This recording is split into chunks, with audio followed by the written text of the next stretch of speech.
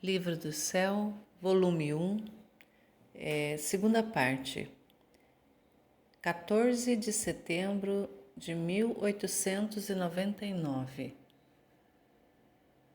Uma manhã era o dia da exaltação da Santa Cruz. O meu doce Jesus transportou-me aos lugares santos. Mas antes disse-me tantas coisas da virtude da cruz que me lembro de tudo, apenas algumas coisas. Amada minha, queres ser bela? A cruz lhe dará os traços mais belos que se podem encontrar, tanto no céu como na terra. Tanto de aproximar-se a Deus que contém em si todas as belezas. E continuava Jesus: Queres tu estar cheia de imensas riquezas? Não por breve tempo, mas por toda a eternidade? Pois bem, a cruz te fornecerá todas as espécies de riquezas, desde as mais penosas, desde os mais pequenos centavos, como são as pequenas cruzes, até as sumamente maiores, que são as cruzes mais pesadas. Porém, os homens que são tão ávidos por ganhar dinheiro temporário, que logo deverão deixar, não se preocupam em adquirir um centavo eterno.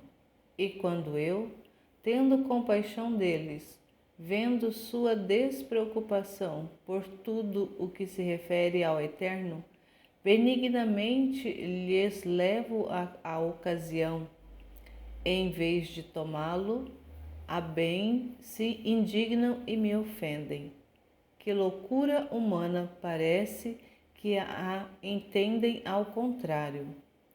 Minha querida, na cruz estão todos os triunfos, todas as vitórias e as maiores aquisições.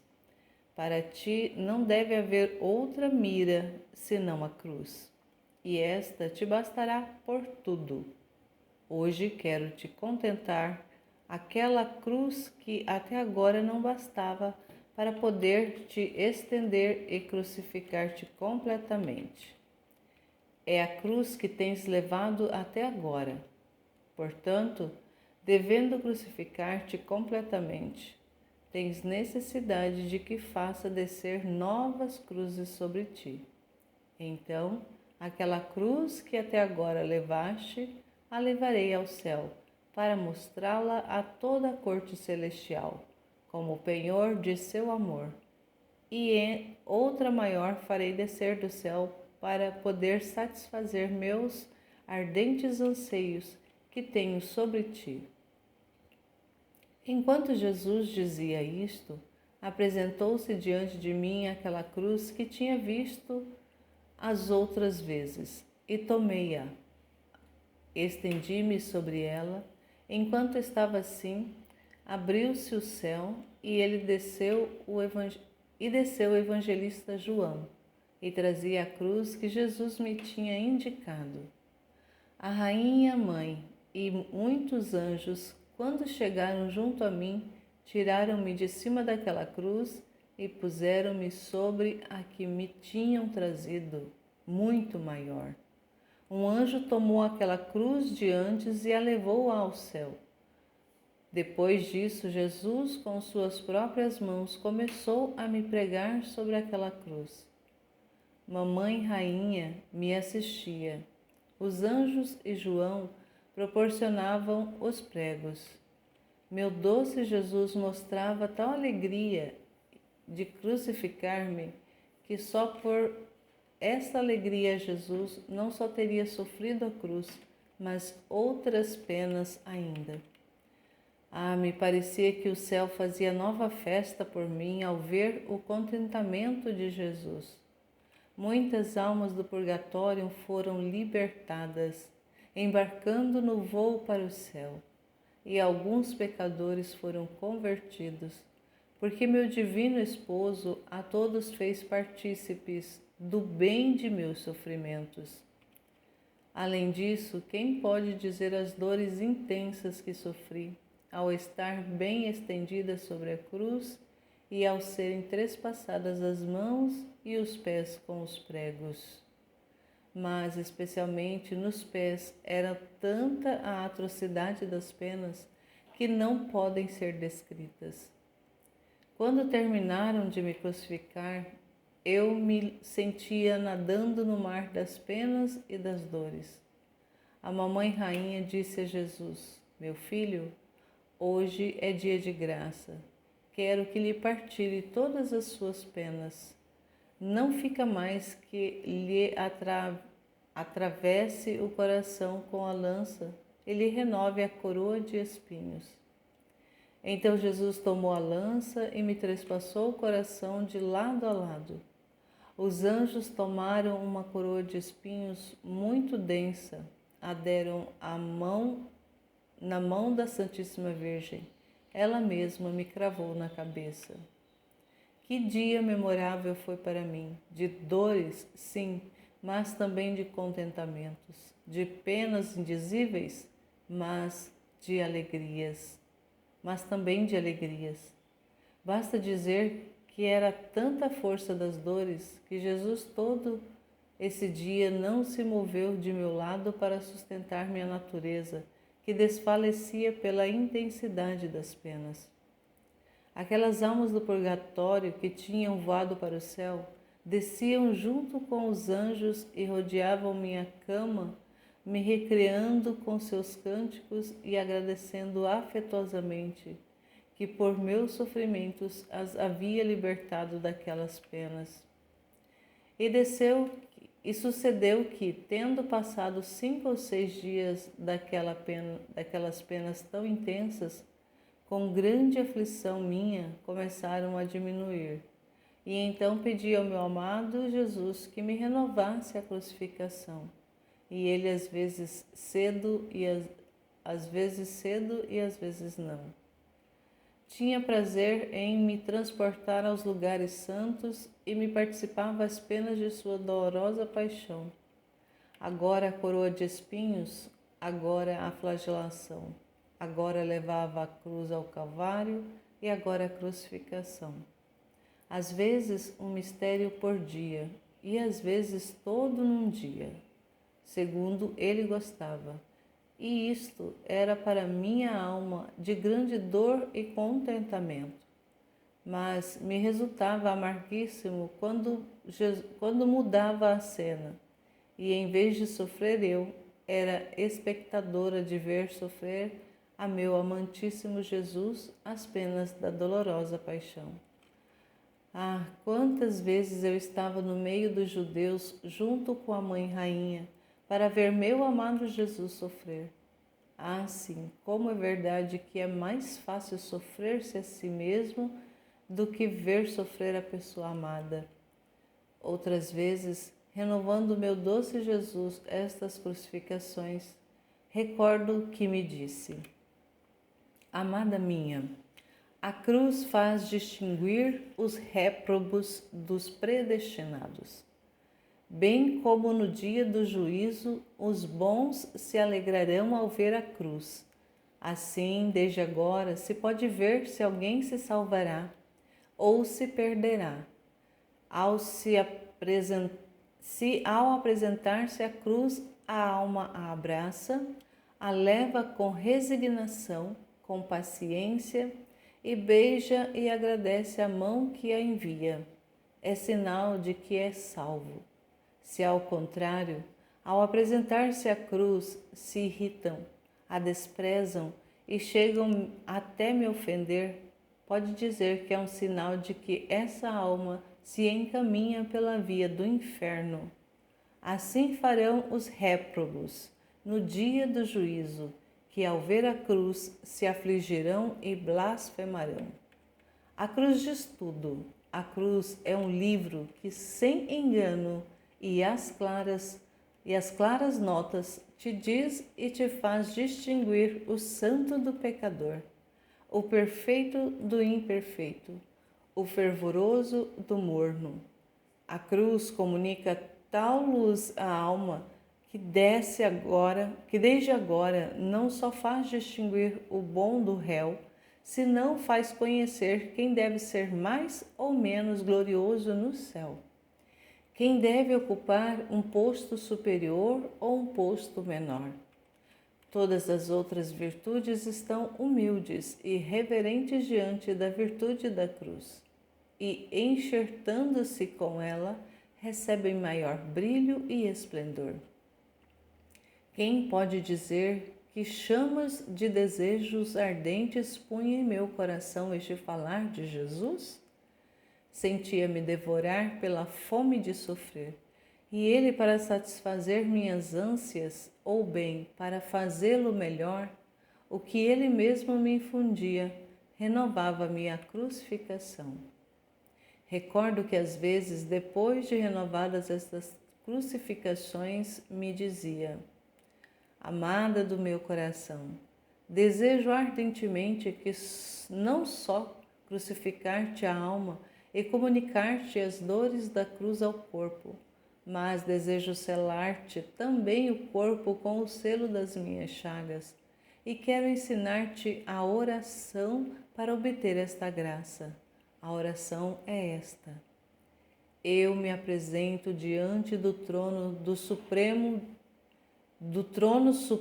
de Deus, banhada no sangue de Jesus Cristo, pedindo-lhe que, pelo mérito de suas pré-claríssimas virtudes e de sua divindade, me conceda a graça de crucificar-me.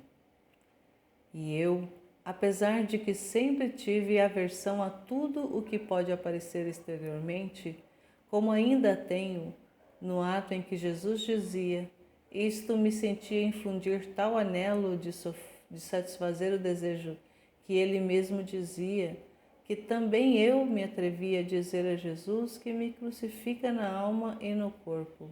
E algumas vezes lhe dizia: Esposo Santo, coisas exteriores não gostaria, e se alguma vez me atrevo a dizê-lo é porque tu mesmo me dizes, e também para dar um sinal ao confessor de que tu quem obra em mim. De resto, não queria outra coisa senão que aquelas dores que me fazem sofrer quando me renovas a crucificação fossem permanentes. Não queria essa diminuição depois de algum tempo. E só isso me basta. E que da aparência externa, quanto mais o possa manter oculto, tanto mais me contentará. Confissão com Jesus. Luísa se confessa com Jesus. Lembro-me confusamente que lhe pedia frequentemente, quando me encontrava junto com Nosso Senhor, a dor dos meus pecados e a graça de que me perdoasse tudo o que de mal tinha feito. E às vezes chegava a dizer-lhe que estaria contente quando de sua própria boca me dissesse: eu perdoo todos os seus pecados. E Jesus bendito, que nada sabe negar quando é para nosso bem, uma manhã fez ver-me e me disse: desta vez quero fazer eu mesmo o ofício do confessor, e tu me confessarás a mim todas as tuas culpas. E no momento em que fizeres isto, te farei compreender uma por uma as dores que destes ao meu coração ao me ofender, a fim de que, compreendendo tu, por quanto pode uma criatura o que é o pecado, tome a resolução de preferir morrer que me ofender, enquanto tu entra no teu nada e recita o eu pecador. Eu, entrando em mim mesma, advertia toda a minha miséria e maldade, e diante de sua presença tremia toda, e me faltava a força de pronunciar as palavras do eu pecador. E se o Senhor não tivesse infundido em mim nova força, dizendo-me: não temas, ainda que seja juiz, sou também teu Pai. Coragem, sigamos em frente. Teria ficado lá sem dizer uma palavra. Então disse o eu pecador, toda cheia de confusão e humilhação: E como me via toda coberta por minhas culpas, dando um olhar, descobri que a culpa que mais tinha ofendido a nosso Senhor era a soberba. E por isso disse: Senhor, me acuso ante tua presença de que tenho pecado de soberba. E ele: aproxima-te do meu coração, ouve-me, e ouve o rasgo cruel que fizeste ao meu coração com este pecado. Toda tremendo, pus meu ouvido sobre seu coração adorável. Mas quem pode dizer o que ouvi e compreendi naquele instante? Mas depois de tanto tempo, direi só alguma coisa confusamente. Lembro-me que o seu coração batia tão forte que parecia que queria partir-lhe o peito. Logo me parecia que se despedaçava e pela dor ficava quase destruído. Ah, se poderia ter destruído o ser divino com a soberba. Ponho uma semelhança para fazer-me entender. De outra maneira não tenho palavras para expressar-me.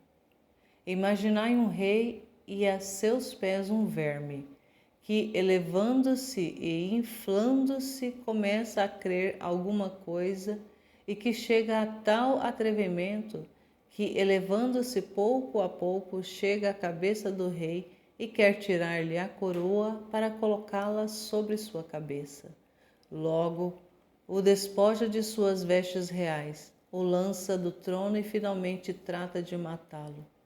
Mas o pior deste verme é que ele mesmo não conhece seu próprio ser. Engana-se a si mesmo, pois para se desfazer dele, só se necessita que o rei o ponha debaixo dos pés e o esmague. E assim terminaria seus dias. Isto causa raiva e compaixão, e ao mesmo tempo ridiculariza o orgulho deste verme, se isto pudesse ser dado. Assim, me via eu diante de Deus, o que me encheu de tal confusão e dor que me senti renovar em meu coração o rasgo que sofria o bendito Jesus. Depois disso, me deixou, e eu sentia tanta pena e compreendia como é feio este pecado de soberba, que é impossível descrevê-lo. Quando pensei muito bem em tudo isso e em mim mesma, meu bom Jesus voltou e me disse para continuar a confissão de minhas culpas. E eu, tremendo, continuei me acusando dos pensamentos, palavras, obras, causas e omissões. E quando via que eu não podia seguir fazendo a confissão pela pena que sentia de havê-lo tanto ofendido, porque tinha uma claridade tão viva diante daquele sol divino, especialmente porque nele descobria a pequenez, a nulidade do meu ser e ficava assombrada de como eu tinha tido tanta ousadia, de onde tinha tomado eu essa coragem de ofender a um Deus tão bom que no ato mesmo em que o ofendia, ele mesmo me assistia, me conservava, me alimentava, e se tinha algum rancor comigo, era para o pecado que eu fazia e que odiava sumamente. Em troca, a mim me amava imensamente, me desculpava ante a divina justiça e se ocupava todo para remover aquele muro de divisão que tinha produzido o pecado entre a alma e Deus.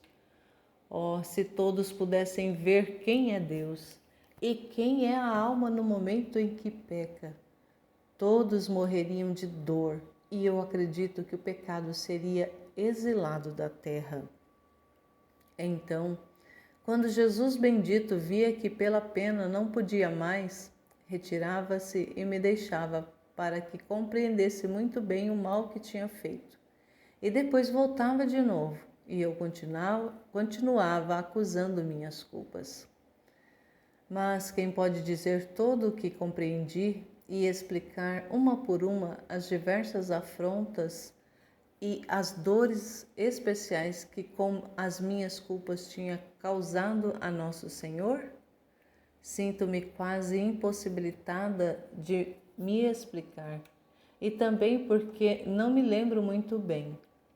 Quando terminei minha acusação, que durou cerca de 7 horas, o amável Jesus tomou o aspecto de pai amorosíssimo e, como eu me encontrava esgotada de forças pela dor, e muito mais porque via que não era uma dor suficiente para me doer como convinha a minhas culpas, ele, para me animar, disse-me: Eu quero suprir-te e aplico à tua alma o mérito da dor que tive no jardim do Getsemane.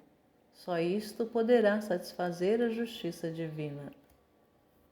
Depois de ter aplicado à minha alma sua dor, então pareceu-me disposta a receber a absolvição. Toda humilhada e confusa como estava, e prostrada aos pés do bom Pai Jesus, com os raios que enviava à minha mente, tratava de me excitar principalmente a dor, dizendo, se bem não recordo tudo: grande sumo foi o mal que fiz a ti. Estas potências minhas e estes sentidos do corpo deviam ter sido tantas línguas para te louvar. Eu em troca foram com tantas víboras venenosas que te mordiam e procuravam até mesmo te matar. Mas, Santo Padre, perdoa-me, não queira me jogar de ti pelo grande mal que te fiz pecando. E Jesus: Tu prometes não pecar mais e afastar do teu coração qualquer sombra de mal que possa ofender o teu Criador? E eu: sim, com todo o coração te prometo, mas bem quero 1000 vezes morrer que voltar a pecar. Nunca mais, nunca mais. E Jesus: E eu te perdoo e aplico à tua alma os méritos de minha paixão, e quero lavá-la em meu sangue. E enquanto dizia isto, levando a sua mão direita abençoada, e pronunciou as palavras da absolvição, exatas as palavras que o sacerdote diz quando dá a absolvição. E no ato em que isto se fazia, de sua mão corria um rio de sangue, e minha alma ficava toda inundada por ele. Depois disso, me disse: Vem, ó filha, vem fazer penitência por teus pecados, beijando minhas feridas. Toda trêmula, me levantei e lhe beijei suas sacratíssimas chagas, e depois me disse: Minha filha, sê mais atenta e vigilante, porque hoje te dou a graça de não cair mais no pecado venial voluntário. Depois me fez outras exortações que não recordo bem e desapareceu. Quem pode dizer os efeitos dessa confissão feita a Nosso Senhor? Sentia-me toda encharcada da graça e ficou-me tão gravada que não posso esquecê-la. E cada vez que me lembro, sinto correr um arrepio nos ossos e, ao mesmo tempo, sinto horror ao pensar qual é a minha correspondência a tantas graças que o Senhor me fez. Outras vezes o Senhor se dignou a dar-me Ele mesmo a absolvição, às vezes tomando o aspecto de sacerdote, e eu me confessava como se fosse sacerdote, se bem sentia diversos efeitos, e depois de terminada se fazia conhecer que era Jesus, e às vezes abertamente vinha fazendo-se conhecer que era Jesus. Também algumas vezes tomava o aspecto do confessor, tanto que eu acreditava que falava com o confessor, e lhe dizia todos os meus temores, minhas dúvidas, mas pelo modo de responder-me, pela suavidade da voz, entrelaçada agora com a voz do confessor e agora com a de Jesus, por seu tanto trato amável e pelos efeitos internos, descobria eu quem era. Se eu quisesse dizer tudo sobre estas coisas, me estenderia muito. Por isso termino e ponho ponto. Recordo que houve uma segunda guerra entre a África e a Itália. E o bendito Jesus um dia, cerca de 9 meses antes, me transportou para fora de mim mesma e me fez ver um caminho muito longo, cheio de cadáveres imersos no sangue que a rios inundava este caminho. Dava horror ver estes cadáveres expostos ao ar livre, sem nem sequer ter quem os sepultasse. Eu, toda assustada, disse a Nosso Senhor: que é isso? E ele: no próximo ano haverá guerra. Servem-se de carne para me ofender. E eu, sobre sua carne, eu quero fazer a minha justa vingança. Eu disse outra coisa, mas já passou tanto tempo que eu não me lembro. Ele disse outra coisa. Agora aconteceu que, passado esse período de tempo, começou a se ouvir que entre a Itália e a África havia guerra. Eu rogava ao bom Jesus que livrasse muitas vítimas e que tivesse piedade de tantas almas que iam ao inferno. Uma manhã, com o habitual, me transportou fora de mim mesma e via que quase todas as pessoas estavam convencidas de que devia vencer a Itália. Me pareceu encontrar-me em Roma e via os deputados que tinham conselhos sobre o modo como deviam conduzir a guerra para estarem seguros de fazer vencer a Itália.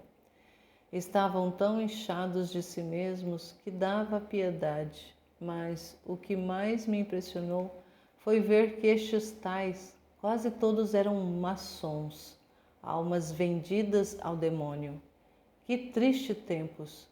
Parecia que propriamente reinava o reino satânico, e sua confiança, em vez de colocá-la em Deus, a punham no demônio. Agora, enquanto estavam deliberando, meu bendito Jesus me disse: vamos ouvir que se dizem. Então me pareceu entrar em seu círculo junto com Jesus. Jesus passeava-se no meio e derramava lágrimas sobre seu miserável estado. Quando terminaram de deliberar sobre o modo de como deviam fazer, vangloriavam-se de estar seguros da vitória. Jesus se dirigiu a eles e lhes disse, ameaçando-os: confiais em vós mesmos, e por isso vos humilharei. Desta vez perderá a Itália. Término da novena de Natal. As 7 meditações restantes da novena de Natal. Agora, para obedecer, retorno para dizer o que eu deixei na página 6 deste primeiro volume, isto é, a novena de Natal, em que da segunda meditação passou para a terceira e uma voz interior me dizia: minha filha, apoia a tua cabeça sobre o seio de minha mamãe. Olha dentro dela, em minha pequena humanidade. Meu amor me devora.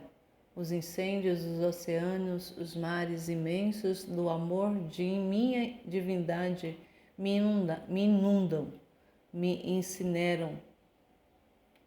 O amor de minha divindade me inundavam, me incineravam, levantavam tão alto suas chamas que se levavam e se estendiam por toda parte, a todas as gerações, desde o primeiro até o último homem, e minha pequena humanidade era devorada no meio de tantas chamas. Mas sabe por que coisa queria me fazer devorar meu amor eterno? Para as almas. E se fiquei contente quando as devorei todas, ficando todas concebidas comigo, era Deus, devia agir como Deus, devia tomá-las todas. Meu amor não me teria dado paz se tivesse excluído alguma. Minha filha, olha bem no seio da minha mãe, fixa bem os olhos da minha humanidade recém-concebida, e nela encontrarás a tua alma concebida comigo, e também as chamas do meu amor que te devoraram. Quanto te amei e te amo! Eu me perdia no meio de tanto amor, não sabia sair dali, mas uma voz me chamava forte, dizendo-me: minha filha, isto é nada ainda, abraça-te mais a mim, dá as tuas mãos à minha amada mãe, a fim de que te tenha apertada sobre seu seio materno, e tu dá outro olhar a minha pequena humanidade concebida e olha o quarto excesso do meu amor. Quarto, minha filha, no amor devorador passa o olhar, o meu amor obrante. Cada alma concebida me levou o fardo de seus pecados, de suas fraquezas e paixões. O meu amor me ordenou tomar o fardo de cada uma, e não só concebi as almas, mas as penas de cada uma, as satisfações que cada uma delas devia dar a meu celestial Pai. Assim que minha paixão foi concebida junto comigo. Olhe-me bem no seio de minha celestial mamãe. Oh, como minha pequena humanidade era rasgada! Olhe bem como minha pequena cabeça está circundada por uma coroa de espinhos, que cingindo-me forte as têmporas, me faz derramar rios de lágrimas dos olhos, e não posso me mover para secá-las. Ah, move-te a compaixão de mim, seca-me os olhos de tanto pranto. Tu que tens os braços livres para me poder fazer isso. Estes espinhos são a coroa dos tantos pensamentos maus que se amontoam nas mentes humanas. Oh, como me picam mais estes pensamentos que os espinhos que produz a terra. Mas olhe que longa crucificação de 9 meses. Não podia mover nem um dedo, nem uma mão, nem um pé. Estava aqui sempre imóvel. Não havia lugar para poder me mover. Um pouquinho. Que longa e dura crucificação! Com o agregado de que todas as obras más, tomando forma de pregos, me trespassavam mãos e pés repentinamente. E assim continuava a me contar pena por pena todos os martírios de sua pequena humanidade, e que querer dizê-las todas seria muito extenso. Então eu me abandono ao pranto e ouvia dizer em meu interior: minha filha, gostaria de te abraçar, mas não posso fazê-lo. Não há espaço. Estou imóvel. Não o posso fazer. Queria ir a ti, mas não posso caminhar. Por agora me abrace e venha você a mim. Enquanto sair do seio materno, irei a ti. Mas enquanto com minha fantasia o abraçava, o estreitava fortemente a meu coração, uma voz interior me dizia: basta por agora, minha filha, e passa a considerar o quinto excesso do meu amor. Quinto. Então a voz interior seguia: minha filha, não te afastes de mim. Não me deixes sozinho, meu amor quer companhia. Este é um outro excesso do meu amor, o não querer estar sozinho. Mas sabe você de quem esta companhia quer? Da criatura. Olhe no seio de minha mãe. Comigo estão todas as criaturas concebidas junto comigo. Eu estou com elas todo o amor. Quero dar-lhes quanto as amos. Quero dizer-lhes quanto as amos. Quero falar com elas para lhes dizer as minhas alegrias e as minhas dores, para lhes dizer que vim no meio delas para as fazer felizes, para as consolar, e que estarei no meio delas como seu irmãozinho, dando a cada uma os seus bens, o meu reino a custas da minha morte. Quero lhes dar meus beijos, minhas carícias, quero me estender com elas, entreter com elas, mas ai, quantas dores me dão, que me foge, quem se faz surda e me reduz ao silêncio, quem despreza meus bens e não se preocupa com meu reino, e correspondem meus beijos e carícias com o descuido e o esquecimento de mim, e meu entretenimento o converte em amargo pranto. Oh, como estou sozinho, apesar de estar no meio de tantos. Oh, como me pesa a minha solidão. Não tenho a quem dizer uma palavra, com quem fazer um desabafo de amor. Estou sempre triste e taciturno, porque se falo ou não sou escutado. Ah, minha filha, peço-te, suplico-te que não me deixe sozinho em tanta solidão. Me dê o bem de me fazer voltar a ouvir-me. Preste ouvidos aos meus ensinamentos. Eu sou o mestre dos mestres. Quantas coisas quero ensinar. Se me escutas, vais fazer-me parar de chorar e entreter-me comigo. Não queres te entreter comigo? E enquanto me abandonava nele, compadecendo-me na sua solidão, a voz interior continuava: basta, basta, passa a considerar o sexto excesso do meu amor. Sexto, minha filha, vem, roga minha amada mãe que te faça um lugar no seu seio materno, a fim de que tu vejas o estado doloroso em que me encontro. Então me parecia com o pensamento que nossa Rainha Mãe, para contentar a Jesus, me fazia um pequeno lugar e me colocava dentro. Mas era tal e tanta a escuridão que não o via, só ouvia o seu respiro e ele dentro de mim continuava a dizer-me: minha filha, olha outro excesso do meu amor. Eu sou a luz eterna, o sol é uma sombra de minha luz. Mas vê onde me reduziu meu amor? Eu, que obscura prisão estou? Não há nem um raio de luz, sempre é noite para mim. Mas noite sem estrelas, sem repouso, sempre acordado. Que pena! A estreiteza da prisão, sem poder me mover minimamente, as trevas densas, até o respiro.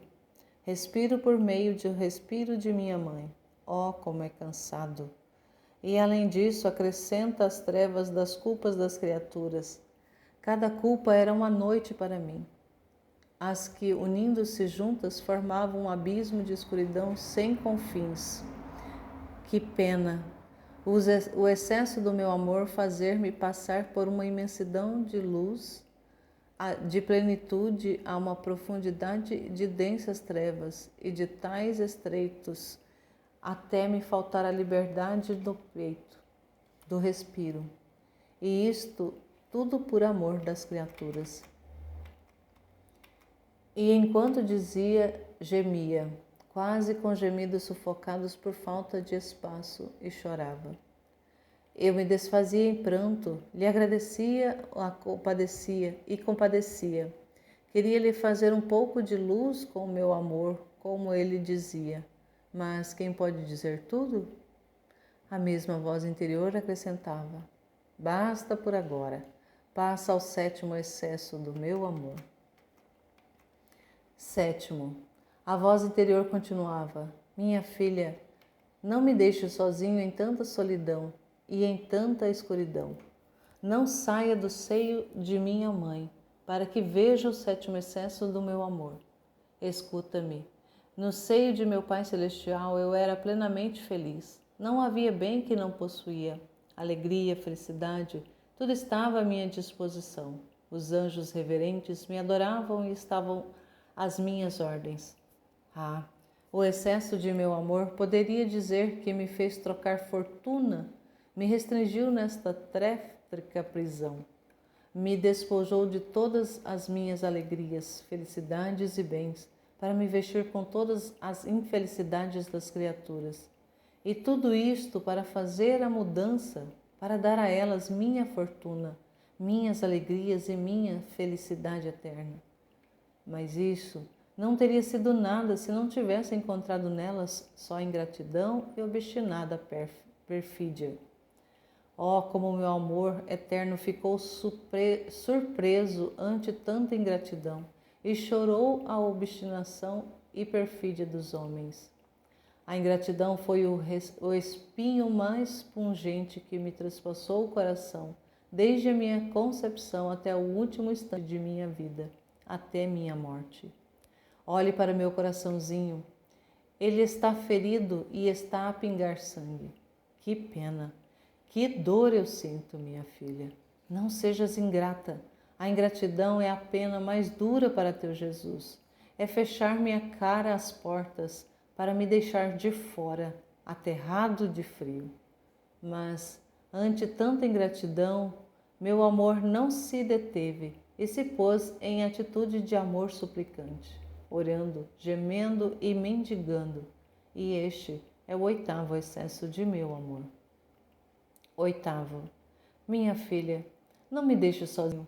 Apoie sua cabeça sobre o seio de minha amada mamãe, porque também de fora ouvirá meus gemidos, minhas súplicas, e vendo que nem meus gemidos nem minhas súplicas movem a compaixão de meu amor à criatura, ponho-me em atitude do mais pobre dos mendigos e, estendendo minha pequena mãozinha, peço com piedade, pelo menos a título de esmola, suas almas, seus afetos e seus corações. Meu amor queria vencer a qualquer custo o coração do homem, e vendo que depois de 7 excessos de meu amor, permanecia relutante, se fazia surdo, não se ocupava de mim, nem se queria dar a mim meu amor. Meu amor quis mais além. Deveria ter parado, mas não. Ele queria ir além de seus limites. E do seio da minha mãe eu fazia chegar a minha voz a cada coração com os modos mais insinuantes, com as súplicas mais fervorosas, com as palavras mais penetrantes. Mas sabe o que eu dizia? Filho meu, dá-me o teu coração. Tudo o que quiseres eu te darei, desde que me des o teu coração em troca. Desci do céu para tomá-lo. Ah, não me negues. Não desiludas as minhas esperanças. E vendo-o relutante e que muitos me viravam as costas, passava aos gemidos, juntava as minhas mãozinhas e chorava, com voz sufocada pelos soluços, acrescentava-lhe: Ai, ai, sou o pequeno mendigo, nem sequer de esmola queres dar-me o teu coração? Não, é isto um excesso muito maior do meu amor, que o Criador, para se aproximar da criatura, tome a forma de uma pequena criança para não lhe infundir temor, e peça aos menos como esmola o coração da criatura, e vendo que ela não o quer dar, roga, geme e chora. Então me disse: E tu não queres dar-te o teu coração, dar-me o teu coração? Talvez tu queiras que eu gema, que implore e chore para que me des o teu coração? Quer me negar a esmola que te peço? E enquanto dizia isto, ouvia como se chorasse. E eu lhe disse: Meu Jesus, não chores. Eu te dou o meu coração e todo eu mesma. Então a voz interna continuava: Segue mais adiante e passa ao 9º excesso do meu amor. Minha filha, meu estado é sempre mais doloroso. Se me ama, seu olhar tenha-o fixo em mim, para que veja se pode dar ao seu pequeno Jesus algum consolo. Uma palavrinha de amor, uma carícia, um beijo que dê trégua ao meu pranto e às minhas aflições. Escuta, minha filha, depois de ter dado 8 excessos de meu amor, e que o homem tal mal me correspondeu, meu amor não se deu por vencido, e ao 8º excesso quis acrescentar o 9º, e estes foram as ânsias, os suspiros de fogo, as chamas dos desejos de que queria sair do seio materno para abraçar o homem. E isto reduzia a minha pequena humanidade, ainda não nascida, a uma agonia tal que estava a ponto de dar meu último respiro. E enquanto eu estava prestes a dá-lo, minha divindade, que era inseparável de mim, me dava goles de vida. E assim retomava de novo a vida para continuar a minha agonia e voltar a morrer novamente. Este foi o 9º excesso de meu amor: agonizar e morrer continuamente de amor pela criatura. Oh, que longa agonia de 9 meses!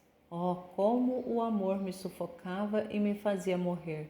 E se não tivesse tido a divindade comigo, que me dava continuamente a vida, cada vez que estava para morrer, o amor ter-me-ia consumado antes de sair à luz do dia.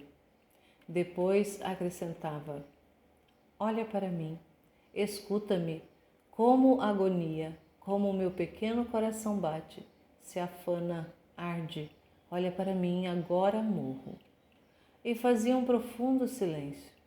Eu me sentia morrer, Me gelava o sangue nas veias e tremia-lhe, dizendo: meu amor, minha vida, não morra, não me deixe sozinha. Você quer amor, eu te amarei, não te deixarei mais. Me dê suas chamas para poder te amar, mas a me consumar toda por ti. E aqui encerra esse primeiro volume do Livro do Céu.